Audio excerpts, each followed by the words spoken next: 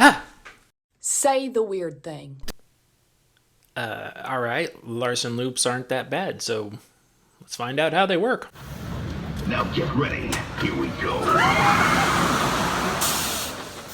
Ladies and gentlemen, welcome to the Ryan Ride Mechanic channel. How the heck are you doing today? Alright, today's video, I got an email from a subscriber, and I wanted to go over it and talk about some Larson loops. So let's talk about the email first. It says, I'd love to see a video on the Larson Fireball/Super Loops at some point in time. I've spent quite literally thousands of hours driving the stick. That's what she said.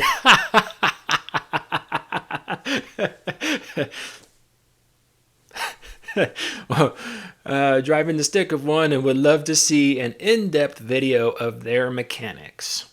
I don't know how in-depth I can go, but I would love to try it. So let's talk about Larson loops, super loops, fireballs. They're all the same machine, essentially.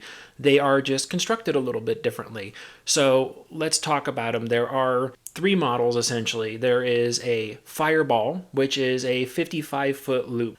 These are the most common ones you see at traveling fairs and shows and stuff like that. These fireballs are things that go out to the fair. They get set up. They're held up by cables on all corners to keep the thing in line with itself. They're pretty good. Especially for a fair, a traveling show, it's something that adds that wow factor to the show. People see it and they see it running, and then everyone starts like, would you ride that? I wouldn't ride that. Would you? That's like, so it's a good thing. It's a good midway attraction. Now, from that, they built the Giant Loop, which is a 72-foot version. This is the version I have the most experience with. The Giant Loop started popping up at all sorts of Six Flags parks. They bought a ton of them, and they started putting them in everywhere. So the Giant Loop is the one where I really got my teeth cut in the subject. And then the next one above that, they called a Giga Loop. These are 100 feet high. It's the same exact construction. It's the same type of thing. It's the same style. It's the same way it works. It's just a lot bigger. Now, why didn't they use any of these other ones for traveling? The Giant Loops can travel. I don't know if there's any out there, but they can travel. But the main thing is a support structure. The 55-foot fireballs, when they sit on the ground, they can be held up by cables supported on all the corners. You can use counterweights to hold the cables down and everything else. Once you get up to like a 72-foot model, it's like you pretty much can't use cables to support it anymore. The cables, there's too much structure needed, so these need an inset bed of concrete into the ground. Ours had a trench dug out for it that was, I think where the ride sat, it was another 6 feet deeper than that with concrete and rebar and some piers that went down further than that. And it also depends on where it's sitting, the land construction, all that other sort of stuff. And the Giga Loops are the same way. They're very big, they're very tall, so they need a much stabler base to sit down on. Now the base construction on all of them is pretty much the same. You've got the giant ring that sits in the center, that's what you ride on. And then you've got the base frame, which if you take that ring and look at it from the top, it basically has two sets of legs. Just like you would build something to stand up on a table. It's like, okay, we're going to stand this up, and then you're going to put something bisecting that direction underneath it.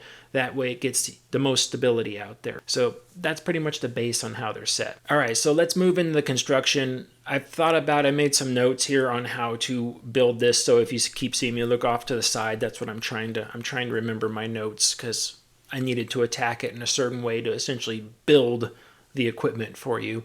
We're going to start basically with the train. We're going to start at the very top, the first thing that you interact with, which is the restraints. The restraint, it's a typical over-the-shoulder restraint. There's nothing fancy about these things. They are just galvanized pipe that comes over you, and it goes to the back, and what they've got inside there is a set of ratchets, a ratcheting tooth rail that goes straight down the back of the thing, and it has a claw that goes in and out of it. So as the thing pulls, as you pull the restraint down, that ratchet rail comes up and the teeth start ratcheting on there. So you get that typical roller coaster sound restraint. Let's go click, click, click, click, click. Although because the inside of those things are very hollow, all sheet metal based, it's like a traveling ride because that's what the majority of them are. That click, click, click is more like a bang, bang, bang on the inside, because most people don't realize on roller coasters and stuff like that, that faint ratcheting sound you hear in there, once you take the covers off and expose that ratchet, and especially if you put it in a big hollow container like what's inside of one of the fireballs, man, those things make a lot of noise.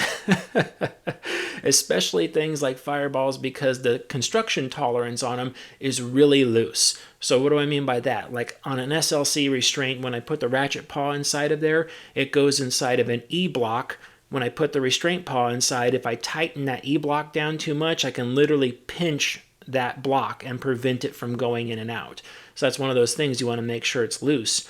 On a Larson loop, you can pretty much take you could take tools and screwdrivers and stuff and stick them in between. The stuff just kind of flops around on the inside. Disadvantage, lots of play, lots of noise. Things wear a little bit faster. The advantage, they really don't care about lubrication. Now, you could chew them up really fast from a lack of lubrication, but if you don't keep them precisely lubricated, they still work just fine. As opposed to like a B&M, if you don't keep that ratchet mechanism precisely lubricated, the thing stops working. So these restraints, these are good for traveling shows because they don't require much and they're still very fail-safe.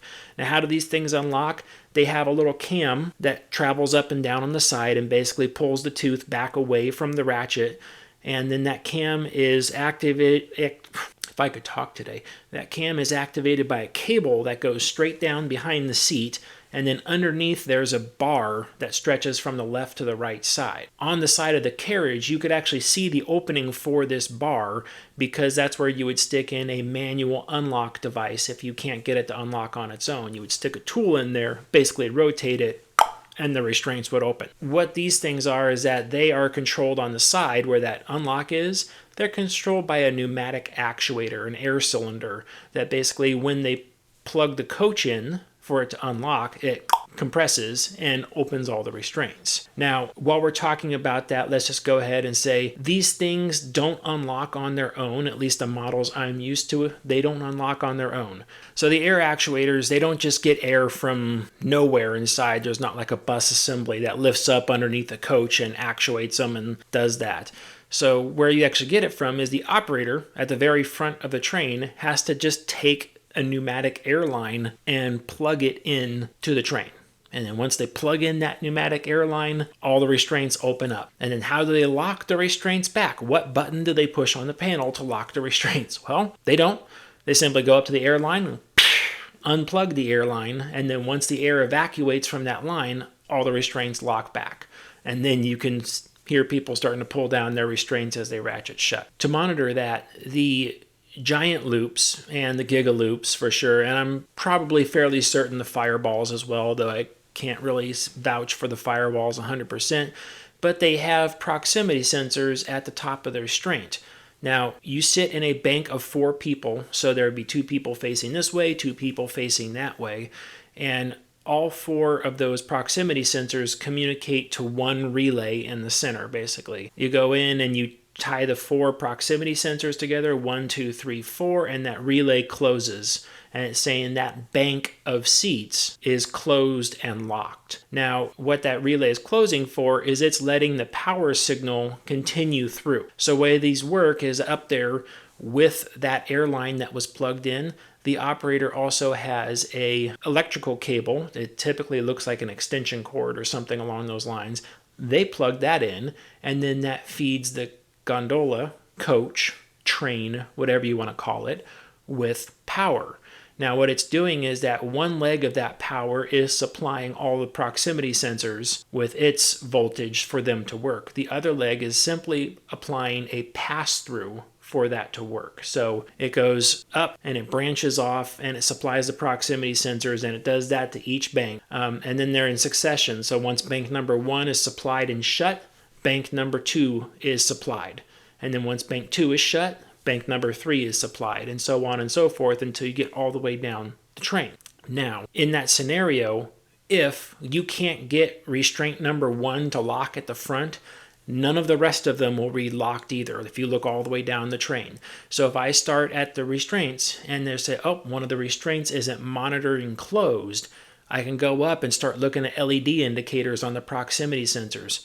1, 2, 3, 4, yep. 1, 2, 3, 4, yep. I go to the next one, and 1, 2, and then the rest of them are dark from there on back. It's like, oh, I know this proximity sensor is the problem. And the reason why that power branches off is that so they could feed the 4 proximity sensors but not pull the current through them. The relay is to allow the current to go through. Once that signal goes all the way through, it comes back to the controller and it says that the restraints are locked. Now, how does the ride start and know that it's locked and stay that way? It's like, we'll go into that a little bit later because that's in the operation side of it. The train that you're sitting on is actually not part of the ride. It's actually sitting on top of the inertia ring, and we'll get into that in a second. That train is basically on the 72-foot models. That train is split into 2 sections, and basically it sits on with 6 bolts holding it. Now you're thinking like 6 bolts is holding all of that. Yes, it is, but the bolts are very large in diameter, and there's 6 of them holding there. Honestly, one of those bolts could hold that entire coach down no problem throughout the entire cycle, but there's 6 of them, and they're safetied onto the side. So once they're tightened down, the hex lines up in a special key, which is bolted. So even if it tried to loosen, it couldn't. The only way for that to come undone is the entire bolt would have to snap coming off of there, which a bolt that big in diameter, it's not going to snap. But that's what would have to happen for that mechanism to fail. The top of that train is bolted to the bottom of the train, which is part of the inertia ring. The bottom of the train is not the inertia ring. It's part of the inertia ring. Down the center of it, its spine, it has an assembly just like the inertia ring. It has all the same stuff inside there, but it has extra components welded on. These hold the guide wheels, the upstop wheels, the road wheels, which are all the same wheel. On the traveling models, they're made out of nylon. Nylon holds up really good, but man, it is loud. When we put our 72-foot model into production, or I should say into service, that thing was probably cranking off 100 decibels. Now, if you know sound decibels, that's really flippin' loud.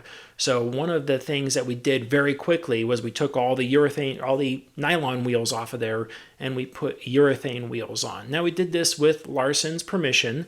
They sell the urethane wheels as well, so we bought all urethane wheels from them, put it on. Yes, the ride came with nylon, but we had to purchase urethane. It was just something that we just did. And we put all the urethane wheels on there, and that significantly lowered the decibel level of that ride, because while that thing is running, you pretty much can't talk with anybody. Even if you're in the queue line, you can't talk with people. It is so loud. So the reason we went down from there is in traveling fairs and stuff like that, it's fine. They make noise. It's not a big deal. In a place like a permanent park, you have lots of structures and things where sound bounces off and reverberates. You have concrete or asphalt on the ground where the sound can bounce off of that.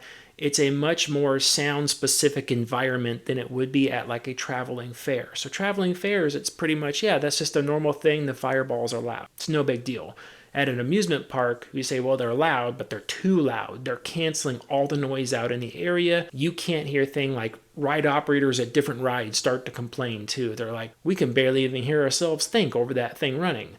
So went down with urethane, got that. So with the train mounted inside of the track, and what's actually sitting inside of and connected to is a giant, it's a big ring that's called the inertia ring. The inertia ring is this weird looking, it looks like a chain almost that's sitting inside there. The pieces of the inertia ring are about 6 feet in length. They're all curved, the same diameter as the outer ring or the track itself. And the inertia ring, each time there's a joint in there, because remember I said they're only about 6 feet long, each time there's a joint in there, they have the primary coupling bolt that holds it to the next inertia ring that has some urethane buffers and pads in there that allows that to twist minutely and move around while it's on the track. And each one has a set of axles that go out, and that set of axles also has a road wheel, a guide wheel, and an upstop wheel, so that the inertia ring can wander from side to side as well. That inertia ring goes 360 degrees around the train. So the train is bolted at the bottom. Again, the train is part of the inertia ring, but it is not the inertia ring. So I know that's a weird thing to say, but yeah. So basically it bolts the train on the front and the back, and it goes 360 degrees around, except for at the very, very, very top, there's a split in the inertia ring. It's about this wide, literally. It's about 1.5 feet apart from each other. And then there is a giant clevis that holds the two ends together. A clevis is a component that you could put in, and you basically twist the clevis one way, it'll suck the ends in, or you twist it the other way and it'll push the ends apart. And the reason for that is all those components all the way around the inertia ring, they have slop, they have play in them, they can flop up and down. This is not good because you start getting an impact force on hitches between the inertia rings. Each hitch starts getting a thump. It starts hitting and saying, oh, every time it goes over its drive system. Now, what you do is you go up to that very top in that inertia ring, and you take that clevis up there and you tighten it until you've taken the inertia ring and you've pulled it close, and then you tighten it even further until it's even closer. And now what you do is you've put that entire inertia ring under tension. Now pretty much all those, they're on their upstop wheels almost all the way around. Some are sitting on their roads, some are sitting on their upstops, but that's the way it sits all the way around. And that is how to do that. Now that is checked every single day. If you've ever gone to a fair or a park that has one of these rides before it opens, you've probably seen a picture of one of these rides where it's upside down, perfectly upside down. That is by design, on purpose. So the mechanic that's working with it is performing the top half inspection. So the way you get on these things to check this inertia ring is you do all your bottom inspection, you go underneath it and you look at it, you look at all its wheels and stuff like that, but you could only see not even a quarter of the inertia ring from underneath down low. What you have to do from there is you have to climb the structure on both sides. Well, there's not really a way, once you climb up a circle, there's not really a way to go past 90 degrees because there's no ladder that goes up. You can't go on a ladder 180 degrees. I know some of you that climb around like monkeys can go up 100. The majority of people can't. I can't for sure. So what you do is you look at the inertia ring up to the 180 degree mark. Then you go back down and you get on the other side of the train and you climb up that side of the ring too and look at it up to 180 degrees. And then you get back down. You turn the ride on and then you perform this thing that they call pinning the inertia ring. It's like a game. It's kind of fun. You go in there and you say, okay, you start the ride up, you move it left, right, and get it to swing, and then you get that train perfectly upside down. When that train is perfectly upside down, right in front of the operator, there is some big eyelets that sit on top of the structure. There is also some big eyelets welded onto the inertia ring. Guess what you have to do? You have to line up those eyelets perfectly in a straight line, and then you take a giant pin and you push it through the structure.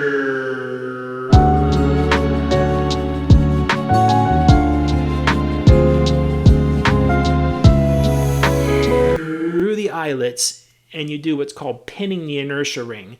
Now once you stop moving it, the inertia ring can't move. It can't go either way. You have locked the inertia ring into the structure. So what do you do at that point? You lock it back out and you start the rest of your inertia ring inspection.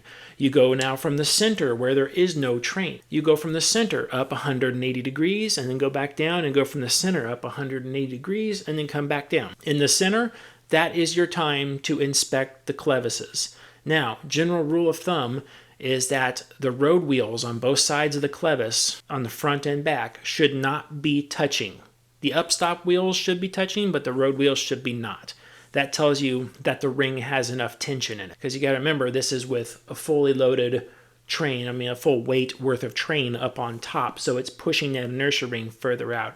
That's when you loosen and you can adjust that clevis. Once you're all done, you simply go back to the operator panel, turn everything back on, walk up to the ride, pull the inertia ring pin back out, and then you can start moving it and it carries on its merry way from there. So that inertia ring sits inside of the ring, the structure itself. The structure itself is basically a lot of flat panels that have been welded together, and on the inside The track that the train runs on and the inertia ring runs on is basically pieces of square tubing that are welded to both sides. And there's a cutout on the inside for all the inertia ring to pass through, all the axles and wheels to pass through inside there.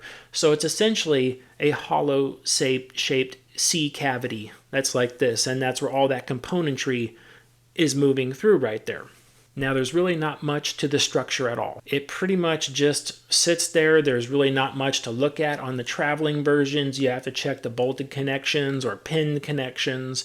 I remember traveling stuff, they like to use pins instead of bolts because it can be taken apart easier. But on the permanent models, it's pretty much all bolted. There's really nothing to do inside there. The structure that's used for loading is part of the structure. So when you look at that ride loading area and you see the big platforms that curve up on both sides, those are part of the structures. That's not something the park supplied, that's actually what Larson supplied with it.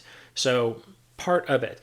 Now, one of the things that you have to do is you have to build stairs or something going up to that on both sides. That's typically what the park models do. That's impermanent, like asphalt, concrete.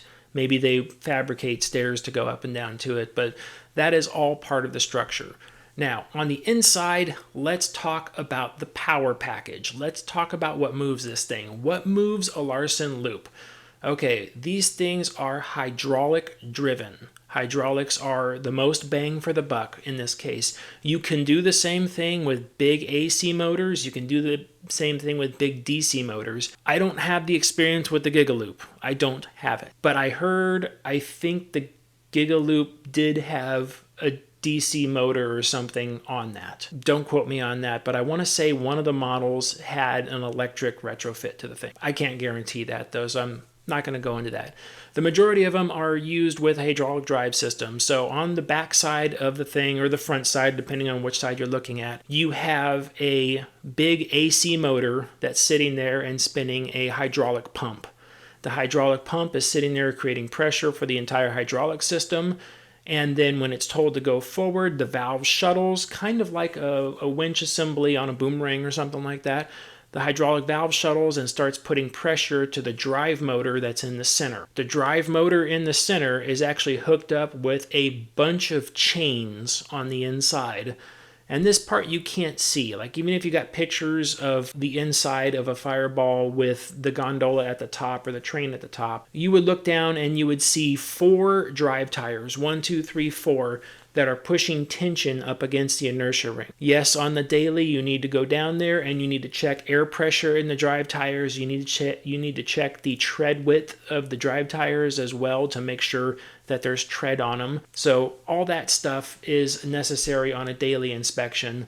But where those connect, it looks like a really funny looking V-shaped gearbox like this. It's actually got 4 drive shafts. That's where the 4 wheels attach. And inside, it's split into 2 halves, essentially. Half number 1 has a chain going from that hydraulic motor up and around those 2 output shafts and back down to the hydraulic motor. Number 2 has the same thing. It's got a chain going around, up around those 2 drives, and then back down to the hydraulic motor. That causes all 4 wheels to move and turn in unison. Pressure against those wheels to the inertia ring is critical, so there are 2 adjustments to make. There is a giant lifting and lowering mechanism that you can take compression and tighten those wheels up against there if you needed to. Dismantling and reassembling, that sort of stuff is when you would pretty much adjust those things. But mainly the big thing to check every day is the air pressure in the tires. That's what does all the work. You have to make sure the air pressure is spot on, especially when you go hot temperature to a cold temperature. Then the air contracts inside there, your pressure goes down. You want to make sure to add more pressure. Good Larson loops typically have the mechanics or somebody has brought an air compressor down, and you'll see it next to the ride. You can use the ride's air compressor to fill the tanks for sure. But lots of time it's locked out when you're doing the inspections, so it's easier to carry just a little pancake air compressor with you, and then you run an extension cord and plug that in and plug air pressure into it, rather than trying to worry about like turn the ride on, let the air pressure charge up, turn it off, and then go back underneath and try to hook up the air hose and fill the tires up that way. So let's talk about the control system now. On the Fireballs and the Park Model loops, there has been a variation of two different control systems. I had what I consider the manual control system, and then towards the end of companies buying these, and like right now, they still offer a retrofit or a upgrade to a fully automatic control system. I think the automatic was really easy to do in these things, but I'm going to stay out of that. That's not my thing. So the manual control system, which is the automatic control system, is at the operator's panel. They have it looks like a joystick, as the person in the email referred to as the stick. And you simply just sit there and you grab a hold of it and you twist it to the left, and the entire inertia ring starts rotating to the left. You twist it to the right, the entire inertia ring starts rotating to the right. So what you're doing, it's a proportional control, electronic. What you're doing is you're giving it a 0 to 10 volt signal going back to that hydraulic valve assembly back there. And when you go back to hydraulic valve assembly, 0 to 10 volts, you say, I'm going to put 5 volts through it. That tells that valve assembly to open up and put pressure on the A leg at 50% pressure. And then when you go backwards, it closes that valve back, and then you say, I'm going to go 50% the other way. Then it tells that swash plate to turn, and it says, okay, we're going to put pressure on the B leg at 50%. So it allows the system to rotate both directions. The majority of these rides are controlled simply by the operator just sitting there doing what they want to do.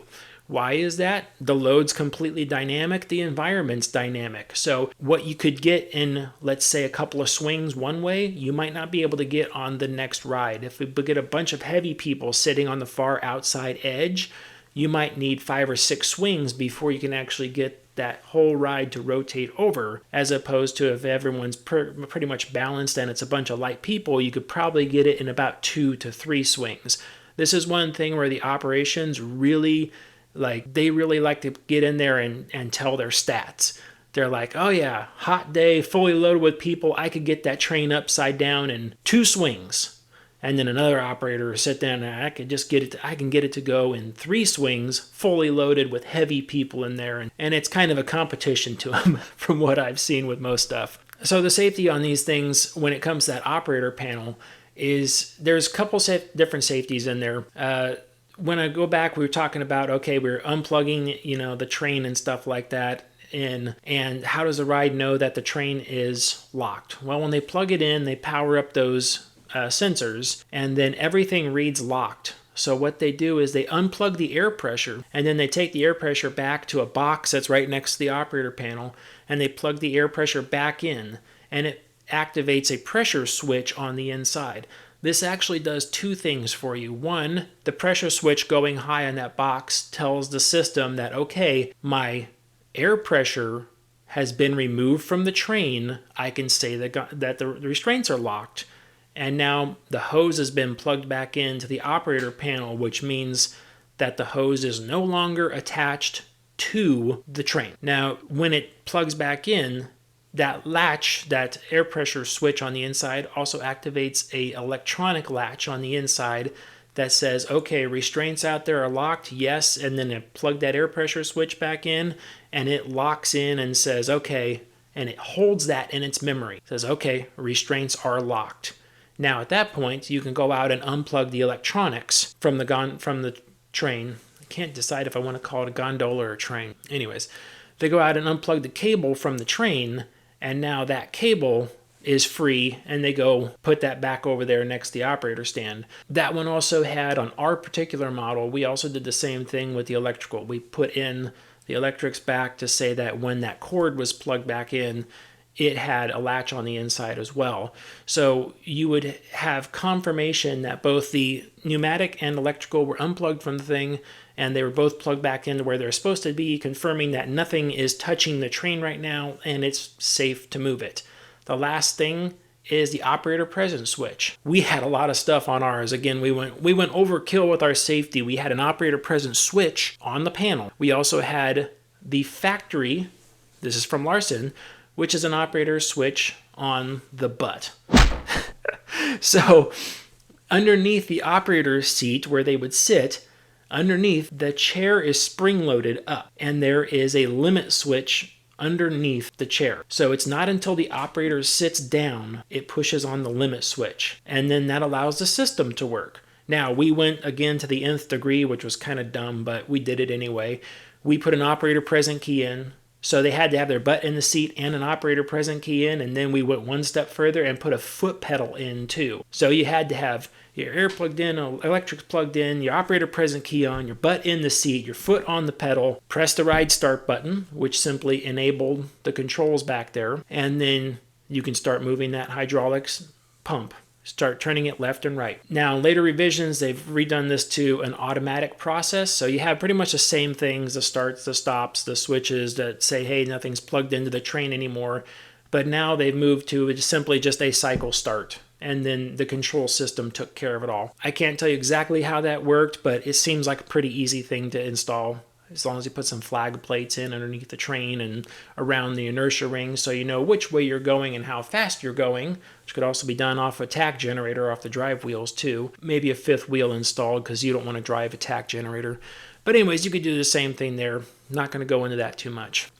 So I talked about the inspection of the inertia ring where the mechanic had to pin it upside down. An operational cycle on this. Let's just talk about an operational cycle. This varies from park to park, place to place, everything. What I'm talking about now is kind of like what the manual says to do. So the manual says to sit down, turn it on, and then you grab the stick and start shifting left and start shifting right. And basically it wants you to swing. I put the car in swinger, baby! And so what you should be able to do is get the train to go up to one side, back to the other side, back to that side, and then by about the third or fourth swing, you should be able to get the train to go over. And then what they want you to do is whichever direction it was going, let's say clockwise, they want you to go 3 rotations clockwise, and then park the train up at top. This gives people hang time, a very uncomfortable feeling of hang time. And then they said reverse direction. So then you go counterclockwise, 1, 2, 3, and then the way to home it is just to let go of the joystick and stop doing stuff. And then pretty much the ride will just go swing from one side to the other, and then settle back down at the bottom. Now, if you've defined an area where the train has to sit in the bottom, and you say, well, it's got to be between these two areas, then it might need that last little bit, the operator kind of shift it one way or shift it the other way. There is no brakes on the ride. There's not. If the operator wants to slow it down quickly, if there is a problem, then what they can do is while it's driving clockwise, they can literally change the joystick and go counterclockwise and counteract its inertia going that direction and slow it back down quicker to where they can probably get it stopped fully in a matter of 10 seconds, which is a long time, but they can get it stopped in about 10 seconds. The way they end the cycle is they simply get out, they unplug the air, they unplug the electronics. They don't care at that point in time. They walk over and plug the air into the train, and then as soon as that air hits the train, all the restraints unlock. And then afterwards, they can plug in the electrics. Now, the electrics aren't really necessary for the unlock side because the electrics are only used to monitor the closed position. So essentially, they don't care. As long as they plug the air in, everything unlocks, people get off. Now, what I was saying about it has no brakes is that if everyone gets out and you still have the people at the very end of the train, either side, doesn't matter. Let's say you got a bunch of heavy people like me, all 4 on one side, and everyone else gets out of the train, that entire assembly is going to rock towards one side. It's the same thing that can happen when you're loading. A bunch of heavy people go in and get up in the outside of the car first. That inertia ring will rock back a little bit. There's a lot of force holding it, but it will rock back some and hold itself there until the load starts to balance itself out. So operators do have to be cautious when they're loading people off sides. Now, it's not one of those things you need to count people out or they should install a brake, nothing like that. The movement is small. But if you've got people up on the outside of the train where the pathway is already really steep on the outsides and they're trying to get in and then you see that thing start to move, there could be a problem. So it might be in operations' best interest to load the train from the center first and then you work your way out to the top on both sides. But most places don't do that. They just open the gates and they're like, go, have fun. I think ours had, it was just an entry gate and an exit gate that we put magnetic locks on and did the whole 9 yards for safety on those things too. Again, way overkill for that ride, but in the name of safety, that's what we did. Okay, so let's talk about unusual breakdowns. Unusual breakdowns. I said, what happens if that drive system is going and for some reason it stops the train out of position, like at the 90-degree position or the 100-degree position where the train's out of positions, but let's say all those chains have come off the inside and it is just bound up and those things cannot move. Like, what is the procedure to do that? If you cannot get the hydraulic system to move one way or the other and the train is out of position, this was Larson's thing on their model. They said, go in literally with a long bar, safety glasses, I would imagine, all that stuff. You're gonna love this. Get a long bar and break off the valve stems on the 4 tires. So basically all your compression, all your movement is happening with that air pressure in those tires. So what they wanted you to do was to go up with a long bar and break the valve stems off the tire. That may sound really stupid to a lot of people, and a lot of people I know are instantly going to go, why wouldn't you just go underneath there and then release it? Well, if you're underneath the ride and you're releasing air pressure out of those things, there's not a lot of room underneath there. When I go underneath that ride, I have to squeeze between the tires and the outside of the structure. So you don't want to put people in that scenario with a load that's suspended. So what you want to do is keep people away from there. So actually breaking the valve stem off the tire was, yeah, that'll do it. Because you have essentially 4 tires holding all that pressure. You break the valve stem off of one tire, it deflates. If it hasn't moved by then, you go over to the next one, you break the valve stem off of that tire. Just one good whack, and that valve stem just shears right off. It's not a big deal. And then you lose the pressure in that tire. And by that point, the weight in the inertia ring that's sitting there with the train will probably overcome the pressure on those other 2 tires and just start sliding past. Yeah, these things slide, they do. When you're driving the train from one side to the other, what happens is that you'll drive it one way, it'll go up and it will slow down and then you'll just hear tires screeching. Well, it's doing that because those drive tires can no longer overcome that pressure and continue to push the train up that direction. So when you start to hear the drive tires slip, you naturally just change direction with your hand and go. So the same thing works in an evacuation like that. Well, if you needed to, you was like, okay, go up, bang, blow a tire. Nothing, bang, blow a tire.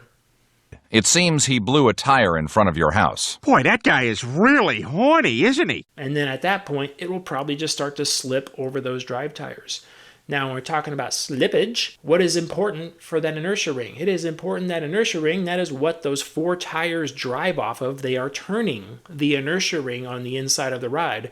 So it is definitely important that that inertia ring is clean and dry of any oils or anything else. This is one of those rides that this one can't operate in the rain because its drive surface is wet. Those tires just slip, they don't do anything. What's a really cool thing that Larson built in to this ride as a safety, in the inertia rings themselves, those like 6-foot sections I was talking about, those inertia rings are filled with oil. That's right, just regular oil. They're filled with oil on the inside and capped off. So what does that do? Well, if one of the inertia ring segments start to crack, oil starts to leak out. This makes it really easy for an operator to spot. What's the other thing it does? It coats the entire drive system in oil. Pain in the butt mess, right? Like, why would you do something like that? Well, again, this was one of the really slick things Larson did for it. Slick, get it? Because if you coat the inertia ring in oil because the inertia ring is cracked, then the ride naturally stops itself and it won't move anymore. Can you defeat this safety? Absolutely you can. You could go out there with brute force and ignorance and just clean the entire inertia ring up and not know why that happens. And then it will run for a little while longer until more oil leaks out, and then you clean it again, and then you keep repeating that process until eventually that little 6-foot segment is empty and it's no longer putting oil out. And then it's like, okay. And then you're just continuing to run with that hazard now. I was curious as to how well this worked. One day, we had an operator spot, hey, the inertia ring cracked. It's like, what? What do you mean it cracked? It's like, yep. So he went out there and there was a crack and there was oil coming out of the crack. and it was dripping all the way down the inertia ring underneath, all the way on its drive surface. And I'm like, hey, that worked exactly the way it was supposed to. That was pretty cool. So some of the things you get in trouble with on those things, fireballs that are poorly operated. State inspector told me this one time. They're like, oh yeah, they could break the inertia ring in half and then stuff the inertia ring underneath itself, essentially creating a traffic jam of inertia ring inside the structure. It's like, ugh, that sucks. And they're like, yeah, but that was one of the things that the oil in there would have prevented that. But they didn't have the oil in there because it all leaked out, and they cleaned it and continued to operate it. Whatever. Okay. The other thing you could do is get one stuck, like we found out a couple years ago. Inside the track and structure, like I was talking about how the whole inside is hollow, where the inertia ring runs, there's just a whole bunch of space inside there where nothing else is. Well, you could decide, hey, that's a good place for all of our lighting transformers and lighting control boards and all that stuff, and you could mount that stuff on the inside of that ride right now. I know right now Larson's like, no, don't do that. No, don't do that. Because as one park found out, that when that lighting and stuff, that control assembly that was housing all that electronic module, whatever else they put inside there, it broke. It came loose on the inside, and instead of just falling down because everything has support ribs on the inside, it hit the support rib and then fell forward against the inertia ring, and it jammed the inertia ring. So this is one of those things like, well, you can't break the valve stems off because the tires aren't holding the inertia ring anymore. It's like, okay, well, you can't really go back because the weight was pinned up on this side, and now you literally had a cam locking the inertia ring into itself on the inside. It's like, yep, that wasn't going anywhere. That was a bad evacuation for that particular ride. I'll see if I could find a picture of that one. But yeah, that one was stickety stuck right there. That was no good. On the dumber side of things, which I was like, okay, why did you do that? They used, for the 55-foot model, they used an inertia ring that when you laid it out on the ground made a 55-foot circle. Okay, that's good. For the 72-foot model, or what I call the park model, that model is called the giant loop. For that 72-foot giant loop, they used the exact same 55-foot inertia ring. So because they're in segments, because it's like a chain and it can snake around, basically all it was the radius was off. You know, if your radius of your one piece was, if you were to lay a piece on the ground and measure the arc underneath it, that's the easiest way to measure a radius.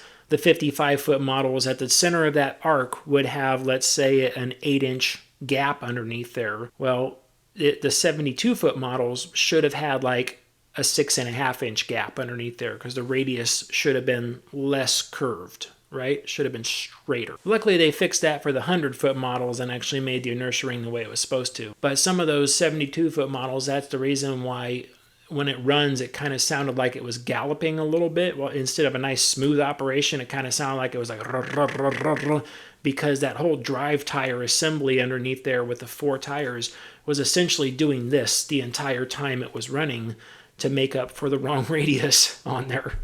Now, I'm sure Larson had their reasons. I'm sure the math worked, and I'm sure it was like, nope, we're not going to have a problem with it. And from what I understand, there was no problem with that. I just thought it was funny that they're using a 55-foot radius on a 72-foot radius, or 55-foot circle on a 72-foot circle. Just expand it out. When it comes to maintenance on them, every year you have to take the coach off. The restraints have to get NDT'd. The coach has to be inspected. The base coach, the part that actually sits in the track that's part of the inertia ring, that has to get inspected as well. A lot of times most places just take it out because you could just easily pick these things out with a big reach grade all forklift, like a rough terrain forklift. You could just reach out there and pick them up with a strap. They're really lightweight and easy to take off. So that's what has to come apart at the end of the year.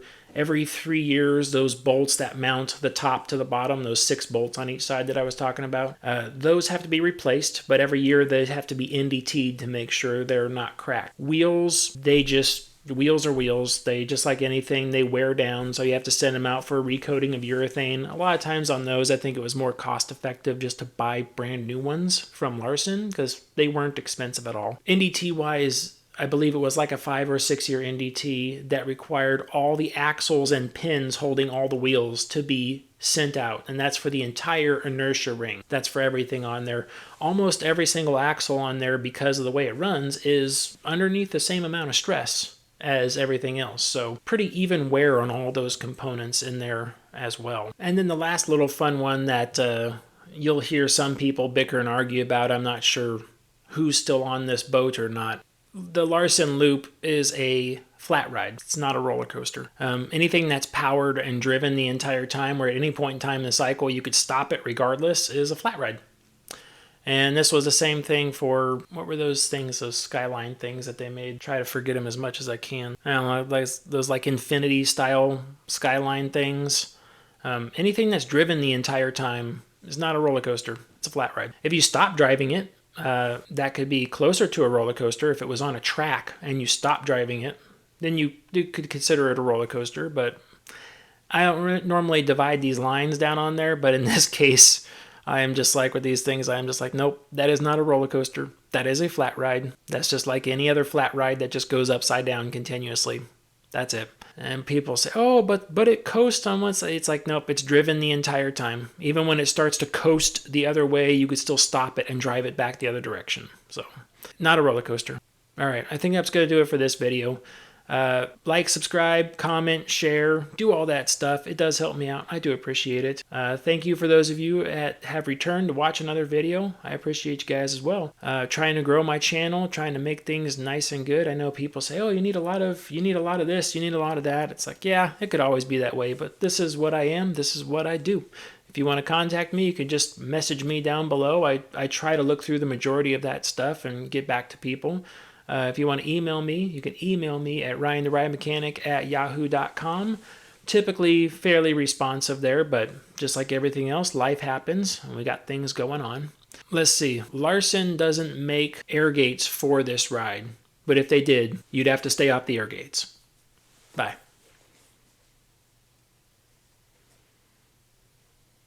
Are we done with the video yet? Not yet. What's going on now? Oh, those little banners that pop up at the end of the video? Yeah. Unless they downloaded the video, then it's just me talking to myself.